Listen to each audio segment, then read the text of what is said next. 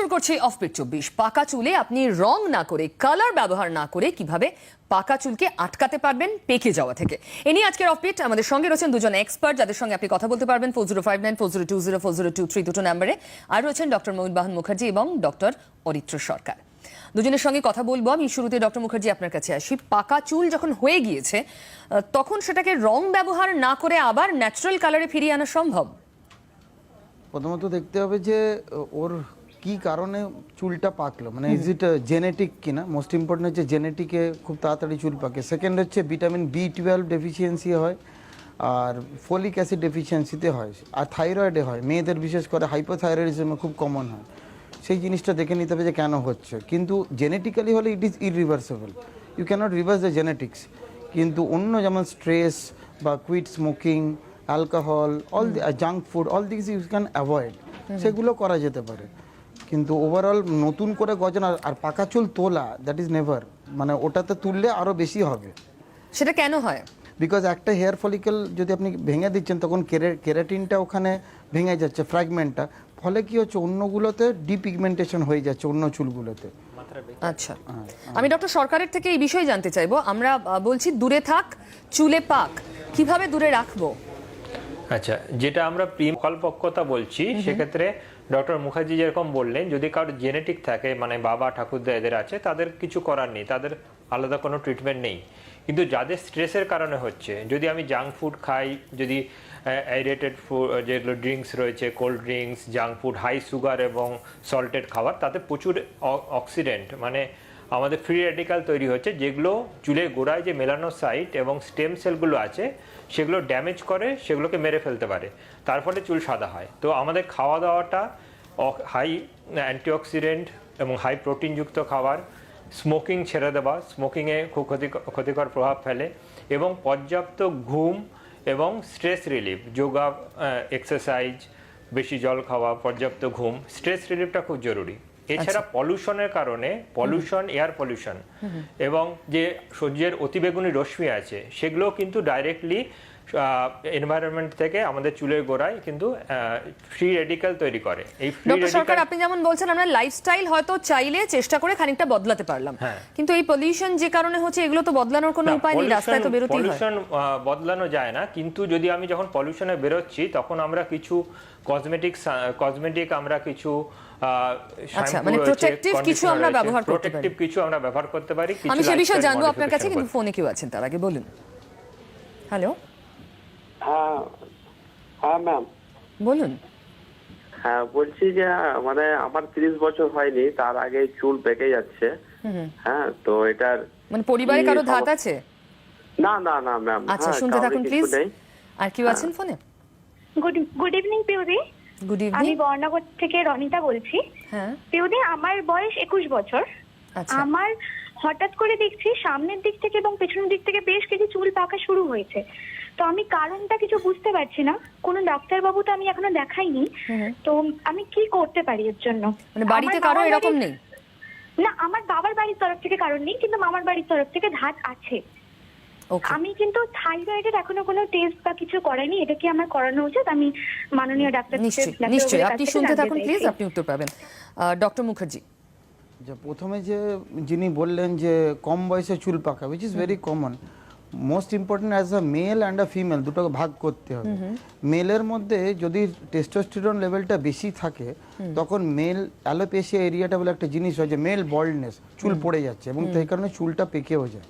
তো তখন তাকে দেখতে হবে যে আর B12 লেভেলটা কত আছে। মোস্ট ইম্পর্টেন্ট হচ্ছে ভিটামিন B12। আমি বলে দিচ্ছি, ভিটামিন B12 ডেফিসিয়েন্সি যেটা ছেলেদের মেয়েদের দুজনেরই হতে পারে, পারনিশিয়াস অ্যানিমিয়া বলে একটা জিনিস হয়, এবং তাতে কি হয় যে sub acute combined degeneration of spinal cord, মানে স্পাইনাল কর্ডে প্রবলেম হয়। ঠিক আছে, কি প্রবলেম হয়? যে হাত পাগুলো নামনেস হয়ে যাবে, টিংলিং সেন্সেশন হবে, সেই this are the symptoms. Vibration কম হবে, আচ্ছা, মানে যখন কোনো গাড়িতে যাচ্ছে বা পাটা রেখেছে কোনো ফিলই হবে না, ফেদার লাইক ফিলিং হবে। এবং তারপরে মেয়েটি যে বললেন যে ওনার চুল সাদা হয়ে যাচ্ছে, ফিমেলের প্রথমত যে হরমোনাল আছে, ইস্ট্রোজেন, প্রজেস্টেরন খুব দেখা, এবং এখন যেটা দেখা যাচ্ছে যে এই স্ট্রেস লাইফ, জাঙ্ক ফুড খেলে তো হচ্ছে, কিন্তু ফিমেলদের ক্ষেত্রে হাইপো এবং হাইপার থাইরয়েডিজম দুটোই দেখতে হবে। মানে ওনার থাইরয়েড টেস্টটা প্রয়োজনীয়, সঙ্গে ইস্ট্রোজেন এইগুলো প্রোজেস্টেরন ফিমেল হরমোনগুলো দেখে নেওয়া। আর একটা ইম্পর্টেন্ট হচ্ছে যে প্রোল্যাকটিন লেভেলটা ওই ওনার দেখতে হবে মেয়েটির, কারণ প্রোল্যাকটিন লেভেল বেশি কম হলেও তখন এই জিনিসগুলো দেখা দেয়। আচ্ছা, এটার কি কোনো নির্দিষ্ট থেরাপিউটিক ট্রিটমেন্ট হয়? মানে চুল পাকতে শুরু করলো তখন যাতে চুল পাকাটা আটকানো যায়? আপনাকে চুল পাকার কারণটাকে আগে নির্ণয় করতে হবে। যেমন হাইপোথাইরয়েডিজম হলো, হাইপারথাইরয়েডিজম হলো, বা পারনিশিয়াস অ্যানিমিয়া হলো, এইগুলো আগে ধরতে হবে, তাহলে you can stop it. But যেগুলো হয়ে গেছে সেগুলোকে তো আপনি রিভার্স কখনো করতে আচ্ছা, পারবেন মানে না। এটা বন্ধ করা যায়? হ্যাঁ, নিশ্চয়ই যায়। আচ্ছা, ফোনে কেউ আছেন, বলুন। হ্যালো, হ্যাঁ বলুন। হ্যাঁ আমি বর্ধমান থেকে সুরজিৎ দাস বলছি। হ্যাঁ। হ্যাঁ বলছি, আমার মেয়ের বয়স এখন 3 বছর। হ্যাঁ, কিছুদিন হলো আমি দেখছি যে মেয়ের মাথায় একটা দুটো পাকা চুল দেখা যাচ্ছে। 3 বছরে? তো 3 বছর বয়স। ওকে। তো আমি এটাই ডাক্তারবাবুকে জিজ্ঞাসা করতে চাইছি যে এটার কারণটা কি আর কিভাবে এটার সমাধান করা আপনি যায়। ডাক্তার দেখিয়েছেন? না, ডাক্তারবাবুকে আমি দেখাইনি। আচ্ছা, শুনতে আমার এই থাকুন আপনি। কয়েকদিন হলো। হ্যাঁ।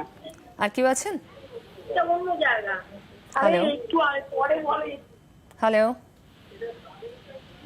কে বলছেন? না, সমস্যা হচ্ছে কোথাও। আর ডক্টর সরকার? হ্যাঁ, যে বাচ্চা মেয়েটি বা ডক্টর মুখার্জি যেরকম বললেন, আমাদের কতগুলো জিনিস এক্সক্লুড করতে হবে। কারোর যদি দীর্ঘদিন ধরে রক্তাল্পতা থাকে বা শরীরের অন্ত্রের কোনো প্রবলেমে যদি প্রোটিন লস হয় দীর্ঘদিন ধরে, যেমন কিছু ক্রনস ডিজিজের মতো অসুখ আছে, কিংবা কিডনির কোনো অসুখে যেমন নেফ্রোটিক সিনড্রোম, যে প্রোটিন লস হচ্ছে, তাদের ক্ষেত্রে অল্প বয়সে চুল পাকতে পারে। মানে সেক্ষেত্রে অল্প বয়স আর 3 বছর বয়স না, দুটো তো এক নয়। এবার 3 বছর বয়সে আসছি। এবার 3 বছর বয়সে নেফ্রোটিক সিনড্রোম হতে পারে, বাচ্চাটি অন্য কোনো অসুখ আছে কিনা আমরা জানি না।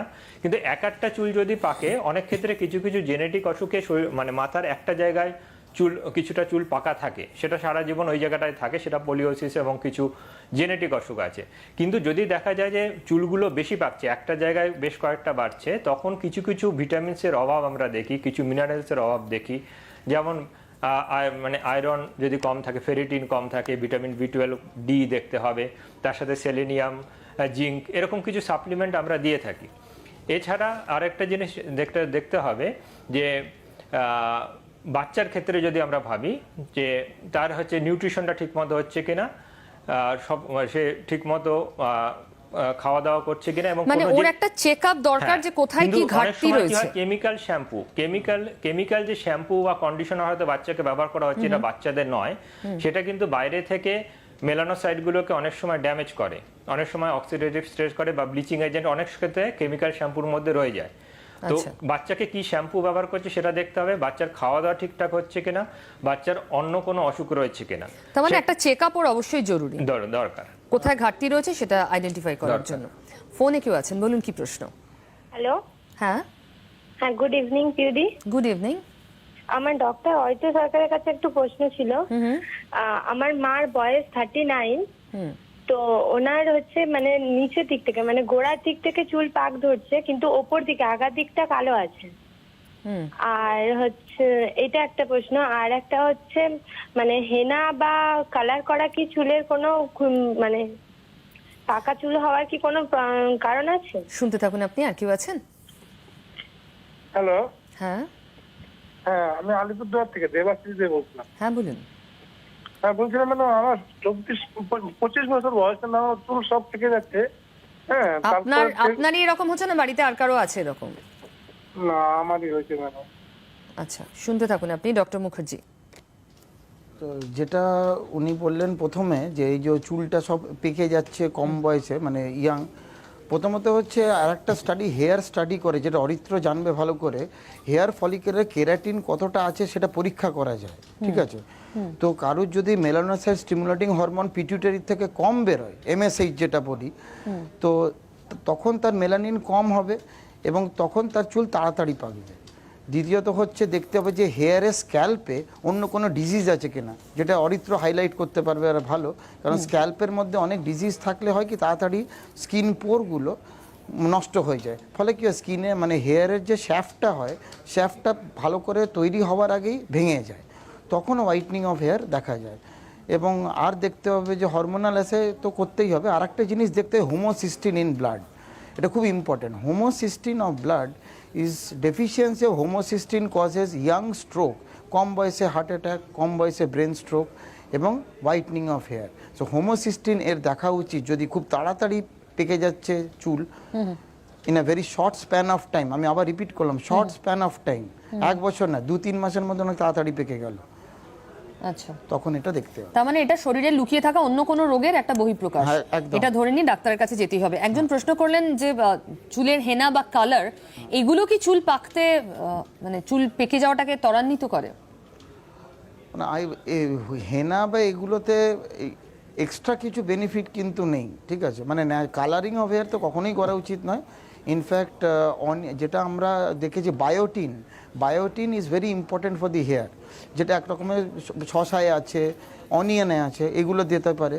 এবং in fact you can take the juice of the onion or the cucumber and apply in the hair. কিন্তু তারও তো বোধহয় মাপ আছে ডক্টর সরকার। হ্যাঁ, যেটা যদি 39 বছরে যার চুল পাকছে তার অলরেডি এটা প্রিম্যাচিওর হেয়ার, এটা আমরা হেয়ার গ্রেইং বলবো না, এটা বয়স চলে এসছে। সেক্ষেত্রে সে যে চুলের গোড়াটাই প্রথমে সাদা হবে, ধীরে ধীরে এটা উপরের দিকে ওঠে। মানে যেখানে মেলানোসাইটটা তৈরি হয় সেটা হচ্ছে চুলের গোড়ায় বাল্বের মধ্যে থাকে স্টেম সেলটা, সেই জন্য তার চুলটা প্রথমে সাদাটা চুলের গোড়ায় হয়েছে। তো সেক্ষেত্রে যদি কেউ ডাই করতে না চায় তাহলে কিছু কসমেটিক শ্যাম্পু এখন পাওয়া যায় যেখানে একটা হেয়ারে একটা পিগমেন্টেশন হয়, কিন্তু সেটা আবার বলছি যেদের প্রিম্যাচিওর, ধরুন কারোর কোনো অসুখ নেই, তার কোনো রকম আলাদা কোনো অসুখ নেই কিন্তু অল্প বয়সে চুল পেকে যাচ্ছে, সেক্ষেত্রে তাদের ক্ষেত্রে কিন্তু এই কসমেটিক শ্যাম্পু ব্যবহার বা এটা আমলা তেল হয় যেটা এসেনশিয়াল অয়েল, আমলা এসেনশিয়াল অয়েল বা ল্যাভেন্ডার এসেনশিয়াল অয়েল, সেটার ব্যবহার, কিংবা অল্টারনেটিভ হিসাবে ব্ল্যাক টি কিংবা সেখানে যদি আমরা কারি পাতা কিংবা আমলা যদি চুলে অ্যাপ্লাই করি তাহলে কিন্তু যার কোনো অসুবিধা নেই কিন্তু অল্প বয়সে চুল পেকে যাচ্ছে। তাহলে যে বাইরের যে পলিউশন, যে স্ট্রেস ফ্যাক্টর, এইগুলোর থেকে যে চুলটা পাকছে সেখানে কিন্তু একটা উপকারিতা কিছুটা রিভার্সাল হতে পারে। এবার যার 40 বছর হচ্ছে তাকে তো রং করা যেতে পারে, লক্ষ লক্ষ লোক রং করছে, বেশিরভাগ ক্ষেত্রে অসুবিধা হয় না। কিন্তু চুল পাকার স্ট্যান্ডার্ড এজ কি? চুল পাকা যদি 40-এর উপরে হলে সেটা স্বাভাবিক, আমরা মানে ধরি যে তার বয়স কারণে বেশি ভেবে কাজ নেই। আচ্ছা, সেটাতে কিন্তু সেটা স্বাভাবিক ধরতে হবে। কিন্তু যদি 20 বছরের আগে পাকে বুঝেছি, তাহলে কিন্তু অবশ্যই তার একটা ট্রিটমেন্ট আছে, যদি সেটা জেনেটিক না হয়, সেটা যদি তার বাবা ঠাকুরদা। বুঝতে পেরেছি।